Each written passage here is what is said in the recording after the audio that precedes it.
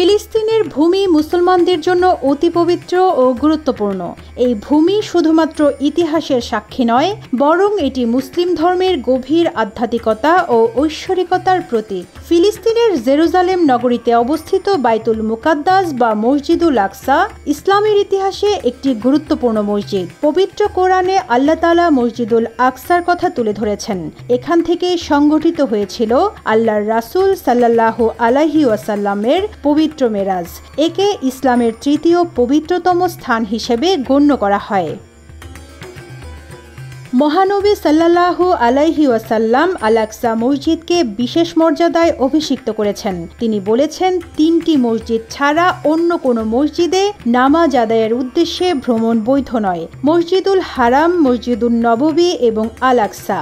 সহিহ বুখারী, মুসলিম হাদিস থেকে স্পষ্ট যে আল আকসা মসজিদ মুসলমানদের কাছে কাবা ও মদিনার মসজিদের মতোই গুরুত্বপূর্ণ। যমুনা ইলেকট্রনিক্স ঈদে ডাবল খুশি অফার সিজন 3, যে কোনো পণ্য কিনলেই পাচ্ছেন নিশ্চিত ঈদ উপহার। সূরা বাকারার 150 নম্বর আয়াতে বর্ণিত ফিলিস্তিনের মসজিদুল আকসা হলো মুসলিমদের প্রথম কিবলা, যার দিকে মুখ করে রাসূলুল্লাহ সাল্লাল্লাহু আলাইহি ওয়াসাল্লাম ও সাহাবীরা 10 বছর নামাজ আদায় করেছেন। মহান আল্লাহ বলেন, তুমি যেখান থেকে বাহির হও না কেন মসজিদুল হারামের দিকে মুখ ফিরাও এবং তোমরা যেখানেই থাকো না কেন ওর দিকে মুখ ফিরাবে।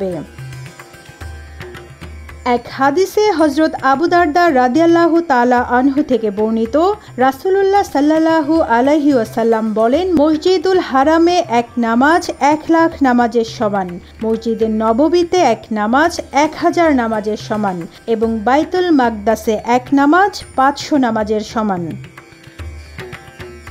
আল আকসার প্রতি মহানবী সাল্লাল্লাহু আলাইহি ওয়াসাল্লাম ভালোবাসা ও মমত্ববোধের কথা তুলে ধরেছেন আরও অনেক হাদিসে।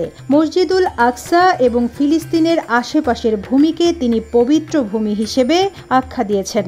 তিনি এই মসজিদকে সফর করতে উৎসাহিত করেছেন এবং সেখানে ইবাদত করার মহিমা বর্ণনা করেছেন। জেরুজালেমের বাইতুল মুকাদ্দাস থেকে ইসলামের ইতিহাসের গুরুত্বপূর্ণ ঘটনা ইসরা বা রাসূলুল্লাহ সাল্লাল্লাহু আলাইহি ওয়াসাল্লামের রাত্রিকালীন ভ্রমণের সূচনা হয়। মেরাজের এই রাতে জিবরাইল আলাইহিস সালামের সঙ্গে আল্লাহর রাসূল 7 আসমান ভ্রমণ করেন। এই রাতেই তাকে জান্নাত ও জাহান্নাম দেখানো হয় এবং তিনি আল্লাহর সাক্ষাৎ লাভ করেন। এখানে আল্লাহর রাসূল সব নবীর নামাজের ইমামতি করেন। তারপর তিনি সেখান থেকে ঊর্ধ্ব আকাশে ভ্রমণ করেন। মাইমুনা রাদিয়াল্লাহু তাআলা আনহা থেকে বর্ণিত, আমি রাসূলুল্লাহ সাল্লাল্লাহু আলাইহি ওয়াসাল্লামকে বললাম, হে আল্লাহর রাসূল, আমাদের বাইতুল মাকদিস সম্পর্কে কিছু বলুন। রাসূলুল্লাহ সাল্লাল্লাহু আলাইহি ওয়াসাল্লাম বললেন, বাইতুল মাকদিস হলো হাসরের ময়দান, পুনরুত্থানের জায়গা। তোমরা তাতে গিয়ে সালাত আদায় করো, কেননা তাতে 1 ওয়াক্ত সালাত আদায় করা অন্যান্য মসজিদে 1000 সালাত আদায়ের সওয়াব পাওয়া যায়। Rizwana Rinti, news desk, Ittefaq.